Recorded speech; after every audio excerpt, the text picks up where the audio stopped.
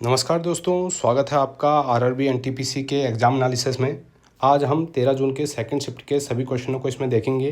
ठीक है, जिनका भी एग्ज़ाम हो चुका है वो लोग अपना आंसर की मैच कर लें यहाँ से, क्योंकि ये एग्जैक्ट क्वेश्चन है जो आज आए हुए हैं, और जिनका आने वाले शिफ्टों में है वो लोग भी देख लेंगे किस टाइप के क्वेश्चन आ रहे हैं। चलिए स्टार्ट करते हैं। पहला क्वेश्चन है, कार्य के न्याय संगत और मनोवांछित दशाओं तथा प्रसूति सहायता का प्रावधान भारतीय संविधान के किस अनुच्छेद में है? और यह है अनुच्छेद 42 में। ठीक है, इसमें क्या है, संविधान का चौथे भाग में जो है डीपीएसपी दिया गया है, 36 से 51 तक डीपीएसपी है। ठीक है, और इसी में न्याय संगत और मानवीय परिस्थितियों सुनिश्चित करने का निर्देश देता है, और इसमें मैटरनिटी रिलीफ भी है और वेलफेयर स्टेट की भी बात की गई है, कल्याणकारी राज्य। ठीक है, तो मेन यही हो गया कि मैटरनिटी रिलीफ जो है किस में दिया गया है, आर्टिकल 42 में दिया गया है डीपीएसपी के अंदर। निम्नलिखित में से कौन सा एक एप्लीकेशन सॉफ्टवेयर नहीं है? एप्लीकेशन सॉफ्टवेयर कौन सा नहीं है? आपका ऑपरेटिंग सिस्टम, ये एक सिस्टम सॉफ्टवेयर है। ठीक है, जैसे ऑपरेटिंग सिस्टम एक सिस्टम सॉफ्टवेयर है। ठीक है, और यह कंप्यूटर हार्डवेयर और यूजर जो उपयोग करता है के बीच एक इंटरफेस का काम करता है। और विंडो, लिनक्स, मैक ओएस और एंड्रॉयड ये ऑपरेटिंग सिस्टम है, जबकि एमएस वर्ड, फोटोशॉप, एक्सेल ये एक एप्लीकेशन सॉफ्टवेयर है। अगला क्वेश्चन है, न्यू डेवलपमेंट बैंक का 9वां सदस्य कौन बन गया है? ये बन गया है अल्जीरिया। और ये बैंक किसने स्टार्ट किया था? ब्रिक्स देशों ने स्टार्ट किया था 2015 में। ठीक है, ब्रिक्स में कौन कौन है? ब्राज़ील, रूस, भारत, चीन, दक्षिण अफ्रीका ये हैं। ठीक है, और इसका मुख्यालय कहाँ पे है एनडीबी का? ये चीन में है, शंघाई में, चीन के शंघाई में। इजिप्ट 2023 में इसका सदस्य बना था, जबकि 2025 में अल्जीरिया इसका 9वां सदस्य बना है।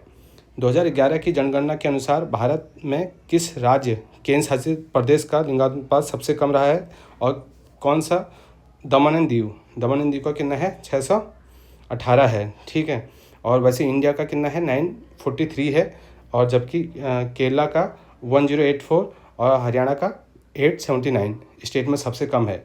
केंद्र शासित प्रदेश में सबसे ज़्यादा पुदुचेरी का है 1037। अगला है, प्लेइंग इट माई वे किस भारतीय क्रिकेटर की ऑटोबायोग्राफी है? किसकी है? सचिन तेंदुलकर की है। ठीक है, और उन्होंने किसके साथ मिलके इसको लिखा था? बोरिया मजुमदार के साथ मिलके इसको लिखा था। इस किताब ने रिलीज होते ही फिक्शन और नॉन फिक्शन दोनों श्रेणियों के बिक्री के रिकॉर्ड तोड़ दिए थे। ठीक है, इसमें सचिन के 24 साल के लंबे अंतर्राष्ट्रीय क्रिकेट कैरियर के अनुभव को साझा किया गया है। Poverty and un British rule in India जो बुक है, इसके किसने लिखा है? दादा भाई नौरोजी ने लिखा है। ठीक है, दादा भाई नौरोजी को क्या कहते हैं? Grand old man of India भी कहा जाता है। ठीक है, ड्रेन ऑफ वेल्थ का सिद्धांत इन्होंने ही दिया था। और ये हाउस ऑफ कॉमन्स जो ब्रिटिश संसद है उसके सदस्य बनने वाले पहले भारतीय भी थे। कब बने थे? 1892 में। ठीक है, और इन्होंने 1886, 93 और 1906 में भारतीय राष्ट्रीय कांग्रेस की अध्यक्षता भी की। अगला क्वेश्चन है, द्रव्यमान संरक्षण का नियम, law of conservation of mass किसने दिया था? ये किसने दिया था? ये दिया था एंटोनी लेवोजियन ने दिया था। ठीक है, ये इन्होंने यह नियम 1789 में दिया था। ठीक है, ये फ्रांसीसी रसायनज्ञ हैं, और इन्होंने एक और भी नियम दिया था, द्रव्यमान को न तो बनाया जा सकता और न ही नष्ट किया जा सकता है।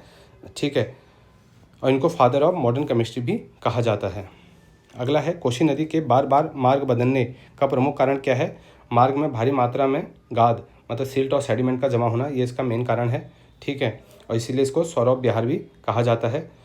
नेक्स्ट क्वेश्चन है, वर्ल्ड हैप्पीनेस रिपोर्ट 2025 के अनुसार दुनिया का सबसे खुशहाल देश कौन सा है? और सबसे खुशहाल देश कई सालों से कौन सा बना हुआ है? फिनलैंड। ठीक है, कौन सा? फिनलैंड है। ठीक है, और लगातार 8वें साल फिनलैंड दुनिया का सबसे खुशहाल देश बना है। डेनमार्क और आइसलैंड क्रमशः दूसरे और तीसरे नंबर पर आते हैं। 10वां क्वेश्चन है, कर्क रेखा ट्रॉपिक ऑफ कैंसर भारत के किस राज्य से होकर गुजरती है? और ये किस राज्य से होकर गुजरती है? अपना ये गुजरती है अपना गुजरात, राजस्थान, मध्य प्रदेश, छत्तीसगढ़, झारखंड, पश्चिम बंगाल, त्रिपुरा और मिजोरम, इन राज्यों से होकर गुजरती है। उड़ीसा और महाराष्ट्र से होकर नहीं गुजरती है। ठीक है, उड़ीसा और महाराष्ट्र से होकर नहीं गुजरती है। तो यहाँ से आपका आंसर क्या हो गया? त्रिपुरा हो गया। ऑप्शन सी उड़ीसा हो गया, होकर नहीं गुजरती है। त्रिपुरा, छत्तीसगढ़, राजस्थान से होकर तो गुजरती है। ठीक है, अगला क्वेश्चन है, जब फैट जो वसा है सोडियम हाइड्रोक्साइड NaOH से क्रिया करके साबुन बनाती है तो इस रासायनिक अभिक्रिया को क्या कहते हैं? इसको क्या कहते हैं? सैपोनिफिकेशन, साबुनीकरण कहा जाता है। ठीक है। अगला क्वेश्चन है 2024 के आंकड़ों के अनुसार भारत में लिग्नाइट कोयले मतलब भूरा कोयला जो है का सबसे बड़ा उत्पादक राज्य कौन सा है? सबसे बड़ा उत्पादक राज्य है तमिलनाडु। ठीक है।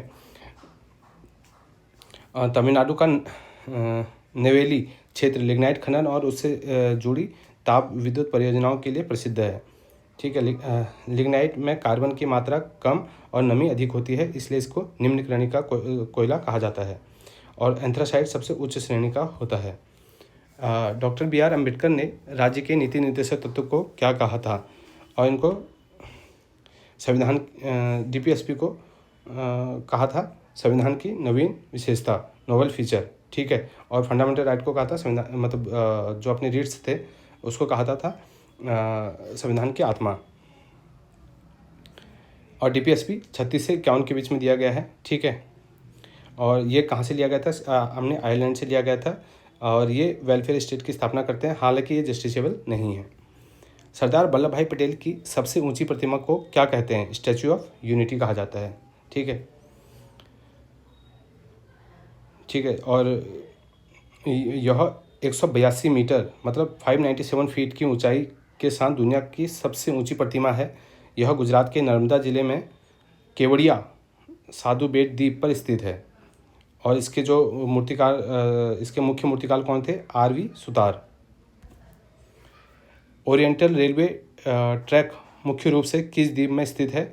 और ओरिएंटल रेलवे ट्रैक मुख्य रूप से किस द्वीप में स्थित है? ये जो है अपने मुख्य रूप से यूरोप महाद्वीप में चलने वाली एक ऐतिहासिक लंबी दूरी की ट्रेन है। ठीक है। Option B.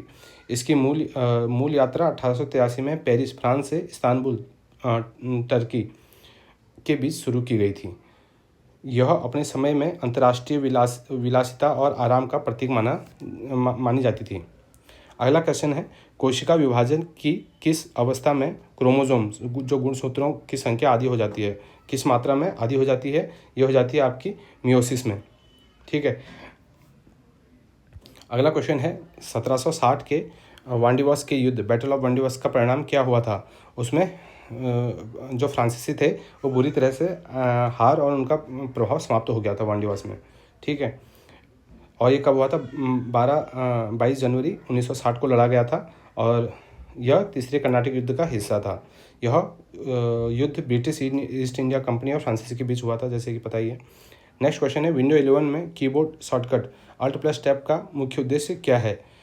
इसका Alt+Tab का मुख्य उद्देश्य है वर्तमान में खुली हुई एप्लीकेशन विंडो के बीच स्विच करना। ठीक है। नेक्स्ट क्वेश्चन कंप्यूटर लैब या डेटाबेस में छात्रों को विशिष्ट रूप से पहचानने और व्यवस्थित करने के लिए किस विशेषता का उपयोग किया जाता है? किसका किया जाता है? प्राइमरी की का किया जाता है। ठीक है। कैंडिडेट की भी इसको कहा जाता है। अगला क्वेश्चन है .docs जो फाइल एक्सटेंशन निम्नलिखित में से किससे संबंधित है?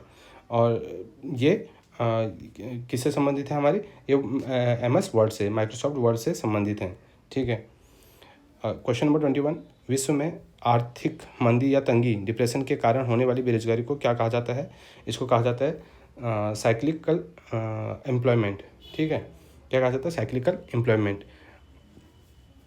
जो साइक्लिकल एम्प्लॉयमेंट चक्रीय बेरोजगारी व्यापार चक्र जो बिजनेस साइकिल में मंदी के कारण उत्पन्न होती हैं। जब अर्थव्यवस्था में वस्तुओं और सेवाओं की समग्र मांग गिर जाती है तो उत्पादन कम होता है और लोगों को नौकरी से निकाला जाता है।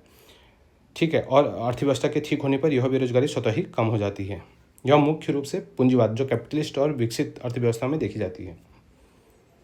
नेक्स्ट क्वेश्चन है हाल ही में 350 अंतर्राष्ट्रीय मैच खेलने वाली सुजी बेट्स किस देश की महिला खिलाड़ी है? और ये किस देश की महिला खिलाड़ी है? यह है न्यूजीलैंड की है। ठीक है। और यह वह महिला क्रिकेट इतिहास में 350 अंतर्राष्ट्रीय खेलने वाली पहली खिलाड़ी बन गई है। महिला T20 अंतर्राष्ट्रीय में सबसे ज़्यादा रन बनाने का रिकॉर्ड भी इन्हीं के नाम दर्ज है। ठीक है। अगला क्वेश्चन है पाल वंश के शासक धर्मपाल ने किस प्रसिद्ध विश्वविद्यालय की स्थापना की थी? और इन्होंने जो अपना विक्रमशिला विश्वविद्यालय है 8वीं से 9वीं शताब्दी में पाल वंश के शासक जो धर्मपाल हैं इन्होंने इनकी स्थापना की थी। यह बिहार के भागलपुर जिले में स्थित था। नालंदा के पतन के बाद यह वज्रयान बौद्ध धर्म और शिक्षा का प्रमुख केंद्र बना। ठीक है, अगला क्वेश्चन है, संत ज्ञानेश्वर द्वारा रचित ज्ञानेश्वरी किस प्राचीन ग्रंथ पर आधारित विस्तृत टीका है? और किस पे टीका है? ये भगवद गीता पर है। ठीक है, अगला क्वेश्चन है, भारतीय संविधान का अनुच्छेद 22 व्यक्तियों को किस प्रकार की गिरफ्तारियों के विरुद्ध संरक्षण प्रदान करता है? ये प्यूनिटिव और प्रिवेंटिव, दंडात्मक और निवारक। ठीक है, अगला क्वेश्चन है, नवंबर 2025 में किस भारतीय संस्थान में क्वांटम एआई और कंप्यूटिंग का सेंटर ऑफ एक्सीलेंस स्थापित करने की घोषणा की गई है? और कहाँ पे की गई है? आईआईटी धारवाड़ में। ठीक है, अगला क्वेश्चन है, राष्ट्रीय औद्योगिक वर्गीकरण 2025 किसके द्वारा जारी किया गया है? और किसके जारी किया है? MOSPI, सांख्यिकी एवं कार्यक्रम कार्यान्वयन मंत्रालय के द्वारा जारी किया गया है। अगला क्वेश्चन है, मार्च 2025 में मध्य प्रदेश के किस राष्ट्रीय उद्यान को आधिकारिक तौर पर बाघ अभ्यारण्य टाइगर रिजर्व घोषित किया? और किसको किया गया? मध्य प्रदेश के शिवपुरी जिले में स्थित माधव राष्ट्रीय उद्यान को बाघ अभ्यारण्य का दर्जा दिया गया। किसको? माधव राष्ट्रीय उद्यान को। ठीक है, यह मध्य प्रदेश का 8वां और भारत के नवीनतम टाइगर रिजर्व में से एक है। अगला क्वेश्चन है, सर्दियों में हम मुख्य रूप से किस प्रकार के कपड़े पहनते हैं? ठीक है, सर्दियों में किस प्रकार के कपड़े पहनते हैं भाई? सर्दियों में हम लोग ऊनी कपड़े पहनते हैं। ठीक है, ऊन के रेशों के बीच हवा फंसी रहती है और उष्मा की कुचालक बैड कंडक्टर ऑफ हीट होती है। इस वजह से गहरे रंग, डार्क कलर, प्रकाश और उष्मा के अच्छे अवशोषक, गुड ऑब्जर्वर होते हैं जो शरीर को गर्म रखते हैं। क्वेश्चन नंबर 30वां जो आज पूछा गया है, पुर्तगाली खोजकर्ता वास्को डी गामा व्यापार के उद्देश्य से पहली बार भारत कब आए थे? ये आए थे 1498 में आए थे। ठीक है, वास्को डी गामा 20 मई 1498 को भारत के पश्चिमी तट पर कालीकट, कोझिकोड, केरला पहुंचा था। ठीक है, वहाँ के स्थानीय हिंदू शासक जिन्हें जमोरिन की उपाधि प्राप्त थी ने उनका स्वागत किया था। उन्हें cap of good hope Africa से होते हुए यूरोप से भारत तक का सीधा समुद्री मार्ग खोजा था। क्वेश्चन नंबर 31, सितंबर 2025 में यूनेस्को ने भारत के किस उच्च ऊंचाई वाले क्षेत्रों को विश्व बायोस्फीयर रिजर्व नेटवर्क में शामिल किया गया था? ये कोल्ड डेजर्ट बायोस्फीयर रिजर्व। ठीक है, अगला क्वेश्चन है, निम्नलिखित में से कौन सा भारत के राष्ट्रपति की कार्यपालिका शक्ति, एग्जीक्यूटिव पावर का एक उदाहरण है? और ये है आपकी कार्यपालिका शक्ति, ये है आपका प्रधानमंत्री व अन्य मंत्रियों की नियुक्ति करना। ठीक है, अगला क्वेश्चन है, गुप्त सम्राट कुमारगुप्त प्रथम के लगभग 40 वर्षों के शासनकाल की सबसे प्रमुख विशेषता क्या थी? और उनकी सबसे प्रमुख विशेषता क्या थी? ने जो कुमारगुप्त प्रथम, महेंद्रादित्य भी इनका नाम है, ने 415 से 455 ईस्वी तक गुप्त साम्राज्य पर शासन किया। उनके लंबे शासनकाल को पूरे साम्राज्य में अद्वितीय शांति, समृद्धि और स्थिरता के लिए जाना जाता है। उन्होंने ही विश्व प्रसिद्ध नालंदा विश्वविद्यालय की स्थापना की थी। ठीक है, तो संपूर्ण राज्य में सुख, समृद्धि और शांति। अगला क्वेश्चन है, जब एक परीक्षा सर्वर एक ही कंप्यूटर में कई छात्रों को लॉगिन करने और काम करने की अनुमति देता है तो इसे कंप्यूटर की कौन सी क्षमता कहा जाता है? इसको मल्टीटास्किंग और मल्टी यूजर कहा जाता है। ठीक है, अगला क्वेश्चन है, संविधान के अनुच्छेद 226 के तहत हाईकोर्ट किसके खिलाफ रिट जारी कर सकता है? और हाईकोर्ट व्यक्ति, राज्य और केंद्र सरकार तीनों के खिलाफ रिट जारी कर सकता है। ठीक है, 226 के में, और ये 226 किसके पास है? हाईकोर्ट के पास। और 232 जो है सुप्रीम कोर्ट। जो सुप्रीम कोर्ट है केवल मौलिक अधिकारों के लिए रिट जारी करता है, जबकि हाई कोर्ट मौलिक अधिकार और कानूनी दोनों के अधिकारों के लिए कर सकता है। ग्लोबल वार्मिंग बढ़ने से मुख्य रूप से क्या होता है? ग्लोबल वार्मिंग बढ़ने से ये सभी चीज़ें होती हैं। ठीक है, अगला क्वेश्चन जो आज पूछा गया है, भारत में औद्योगिक नीति मुख्य रूप से किस विभाग द्वारा संभाली जाती है? ये DPIIT उद्योग और आंतरिक व्यापार संवर्धन विभाग द्वारा संभाली जाती है।